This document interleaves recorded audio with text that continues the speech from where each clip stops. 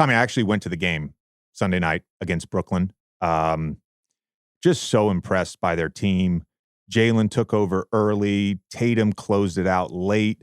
Over the last 7 games, Jaylen Brown is averaging 30 a game, 7.6 rebounds, 4.3 assists, 54% from the field. Tatum's averaging 32 points a game, 10 rebounds, 3.1 assists, 49% from the field.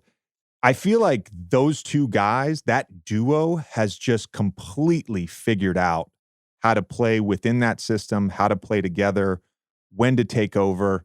It's a beautiful thing to watch. So my question for you, and we talk about this with Derek a little bit. We've talked about it a decent amount on the show already, but this team offensively is on a historic pace. Their offensive rating now is 120. The next highest in the league is Phoenix, which is 117. What is different about them this year from last year? Because it's pretty similar personnel. Why have they been able to turn what was a very good offense, obviously a team that made the NBA Finals, into a team that is on this like insane run right now? It's a great question. I want to note one thing about their offense, and that is everyone, including myself, including you, including everyone at ESPN, all last year throughout the end of the regular season from January on when they made their turnaround, all throughout the playoffs, everyone talked about their defense. Their defense was awesome. It ended up being number 1 in the league, and from January on was just spectacular. It's important to note, they had 120 offensive rating in the regular season from January on. So these guys had sort of figured it out. Yeah. Here's where I see a difference between how they're playing right now and the playoffs. It comes down to their weaknesses in the playoffs, to me, were based on decision making. And right now they're making quicker decisions. I think the spacing has been a lot better. I think they do a great job of making that next pass. It's something that Steve Kerr talks all the time about with the Golden State Warriors. It's the ball movement breaks down a defense. It gets the defense into rotation. They obviously have guys that can break down the defense at the point of attack. But then those decision makings out of that breakdown have just been so good this year. They're number 1 or number 2. They've kind of been rotating with Golden State in terms of 3-point attempts, number 1 in the league to number 2 in the league. 3-point makes, number 1, number 2.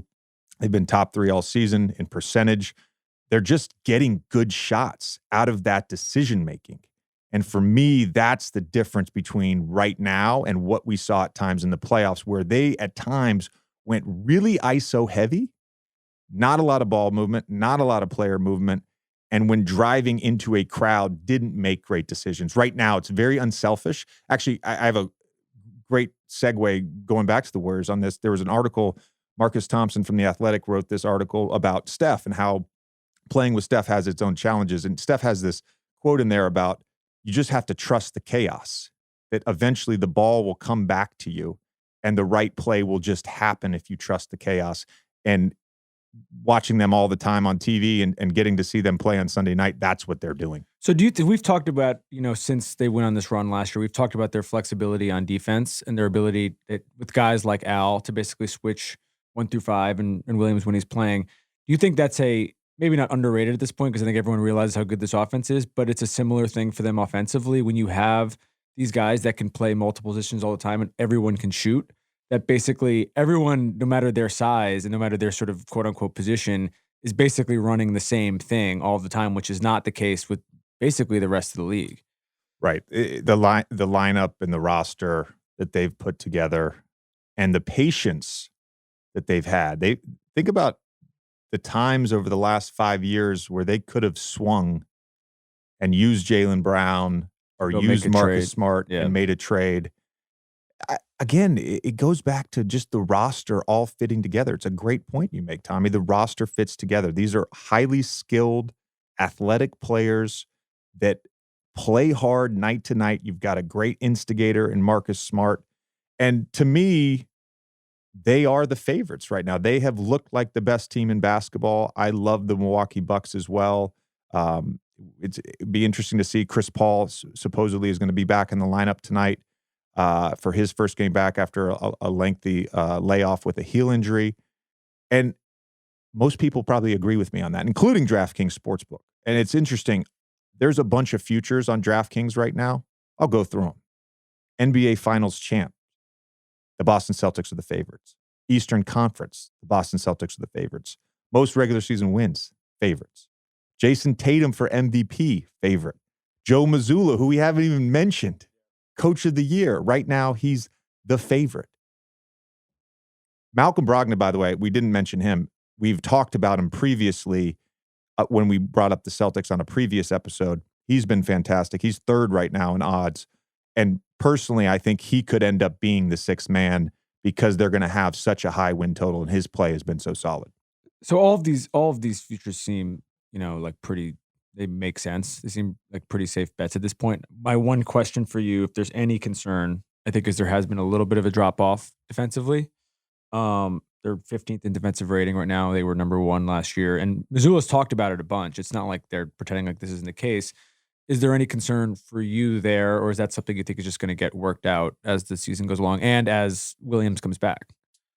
I don't have a concern on that end. To me, when you have the roster they have, the familiarity with each other, and the point of reference, that's the point here. There's a point of reference for how good that group's defense can be. They know it. Rob Williams will certainly help. They are trending in the right direction. They've been primarily number 1 in offense the entire season. They were low to mid 20s for a large portion of the beginning of the early season. The fact that they're up to 15th shows that they are playing well and better on that end of the basketball. I talked about how they're able to break down the point of attack. They just don't have a lot of defenders. I don't know. That you can break down consistently at the point of attack. Even going against guys like Kevin Durant and Kyrie Irving, they did double Kevin at times, especially on post-ups, but they have guys that can stay in front and contest. And so a lot of teams, even with 2 or 3 great defenders, will have those weak points. They just don't have it. Can we shout out my boy real quick? Aaron Gordon? No. My boy Sam. Hinkie? I feel like you should love him. He is Hauser. He's a great story. My next guest was Sam Koppelman. Maybe we will have him on the show at some point. But that's a good example of somebody who didn't play last year. Wasn't in the conversation with this team last year, and was forced in part because of the Gallinari injury. It's actually interesting to think about, if he was healthy, where this offense would be even then, which is crazy to sort of even consider. But that's a good example of somebody who's been thrown into a role and just completely probably exceeded everybody's expectations besides maybe himself and some of the people on the player development. He'd be an interesting guy to have on the podcast. I think so too. Maybe we can make that. We don't want to overdo the Celtics content. And we have a couple other guys that we're going to have at some point who we have not had on, which are going to be exciting. But it's hard to find any real weaknesses with them right now. Really like this team.